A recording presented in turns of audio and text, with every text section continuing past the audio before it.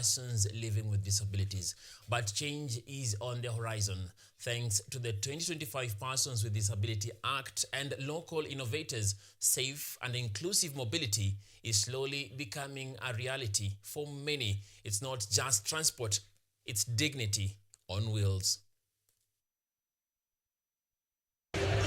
For many persons with disabilities, transport can be a nightmare, and in some instances, their dignity is put in jeopardy. Inaccessible vehicles, poor designed infrastructure, and lack of trained personnel often make it difficult, unsafe, or even impossible for them to travel independently. For people like Jefferson Moy, the lack of accessible transport has been more than just an inconvenience. It has costed him valuable opportunities and chipped away at his sense of dignity.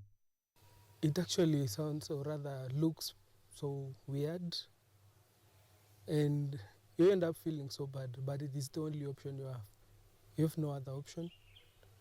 You've been carried like a sack of maize, like a sack of potatoes, but you've got no option. That is the option. That is the only option you have, and we have accepted, but you're calling out. The same was true for Caroline Mwikali, a wheelchair user whose daily commute was often filled with anxiety and frustrations. Because you see, when using public transport, especially because I am a lady, so if I have to be lifted, it will most probably be a guy who is lifting me, and that is not very comfortable for me. Persons with disabilities, they have challenges with mobility. However, in the work of disability inclusion efforts in the country, things are beginning to improve.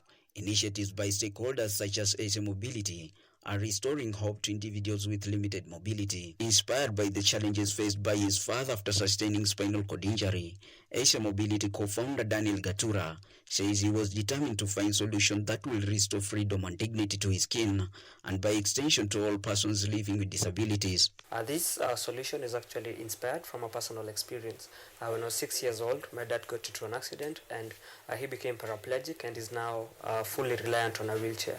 And so I got to see the challenges that he faced from that point onwards. And so unfortunately, due to lack of a transport solution that suits him, he was then dismissed from work. So I grew up wanting to find a solution so that more people then do not find themselves in this particular situation. Founded in 2020, Asia Mobility now designs and modifies vehicles to suit the needs of wheelchair users, enabling them to travel with ease and independence. Through innovations like hydraulic lifts, custom ramp systems, and awareness training for public transport operators, Asia Mobility is not just building vehicles. And then what also happens is, at times, these people then feel as if this individual is now a burden. And so that's why we came up with this particular solution. So we train our drivers to become caregivers on this particular journey. So they are able to walk with you, and after they've driven you to, let's say, to your location, they park the vehicle and help someone go. Let's say someone is going to a 4th or 5th floor. They walk with them to that particular floor. Daniel says transport inclusion goes beyond simply ferrying persons with disabilities from one point to another. According to him, it starts with setting the right attitude and cultivating a deep understanding of their needs. When working with even wheelchair users, for example, when you're lifting them and trying to place them into a vehicle, some people actually do it wrong. They grab them in bad ways, and at times they even make a bad injury worse. And so that's why, first of all, we train our drivers on how to actually do it, how to request and how to even ask for information, or how to understand more of what this particular person needs, instead of just thinking of what they would want, instead of asking them what they actually want. Innovations such as those pioneered by Asia Mobility are helping to boost confidence in people's lives. Caroline Mwikali, an accountant and a wheelchair user, knows that the freedom to move independently has had a profound impact on her personal and professional life. The car at the back has like a ramp that is in a car pulled out of the car, and then you can just access it by yourself, and then there is a space for your wheelchair. So that is usually the most interesting thing about their services, because I don't have to be lifted from my wheelchair.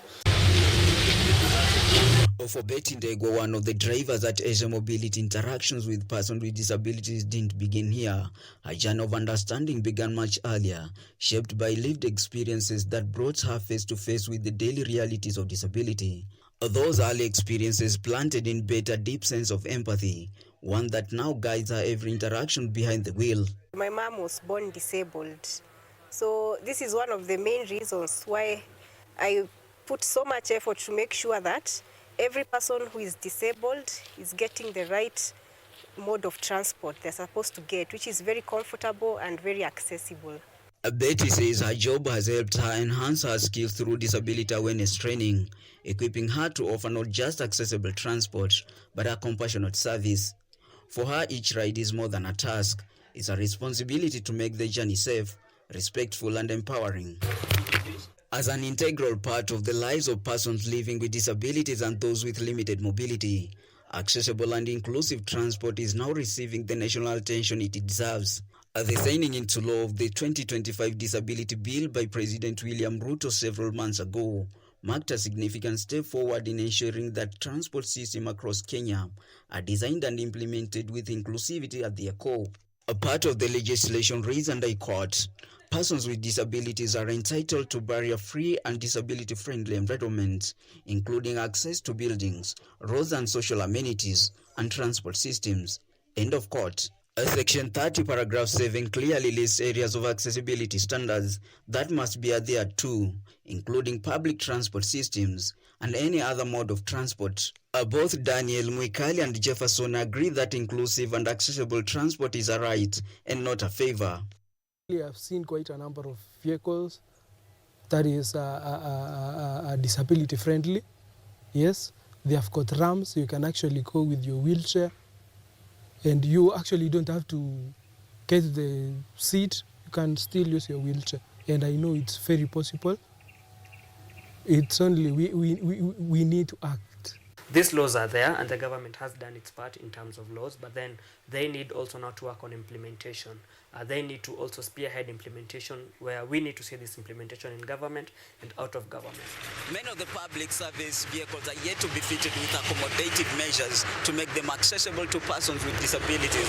And this happens as even the president signed into law the 2025 Disability Act, giving hopes to thousands and hundreds of people living with disabilities that their movement will be much easier. Stephen Masha, KUTV.